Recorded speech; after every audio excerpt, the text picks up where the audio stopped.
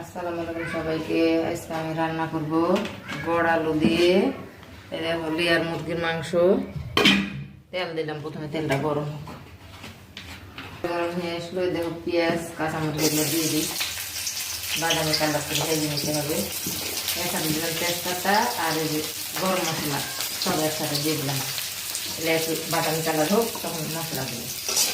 এই যে পেঁয়াজ কাঁচামরিচ গরম মশলা এগুলো হলে বাদামি কালার হয়ে গেছে। এখন আমি আদা রসুন বাটা দিয়ে দিলাম, অল্প করে পানি দিয়ে নাড়াই। আদা রসুন বাটা এগুলো একটু ভাজা ভাজা হয়ে আসছে। এখন এই যে গুঁড়া মশলা দেবো, মরিচের গুঁড়া, ধনের গুঁড়া, জিরার গুঁড়া, গরম মশলার গুঁড়া, হলুদের গুঁড়া, লবণ পরিমাণ মতন দিয়ে দিই।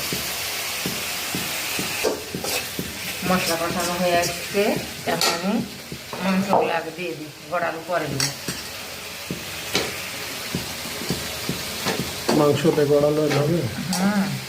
ভালো লাগে, দেখতে খুব মজা লাগে।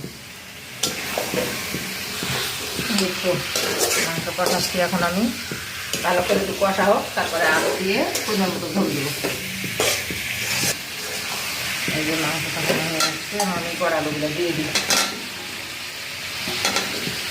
বড় আলু দিয়ে কষাতে কষে পানিগুলো বড় আলু আর মাংস কষানো হয়ে গেল। এখন পানি দেবো। বড় আলুতে প্রচুর ইয়া হয়, রক্ত স্বল্পতা দূর করে বড় আলু, কোলেস্ট্রলের পরিমাণ ঠিক রাখে রক্তে। ডাক্তার এই যে বড় আলুগুলো আমার খাইতে বলেছে, রক্ত খাইলে ভালো হবে, এই জন্য খাইছি।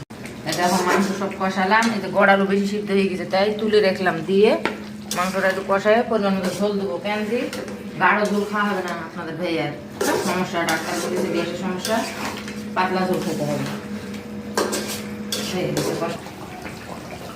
এই যে রান্না প্রায় হয়ে গেছে, জিরার গুঁড়া দিয়ে দিলাম।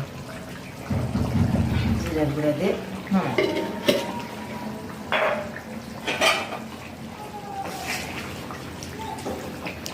রান্না করা হয়ে গেল। কালার দেখো কি সুন্দর এসছে না, এই মজা হবে। হয়ে গেছে রান্না।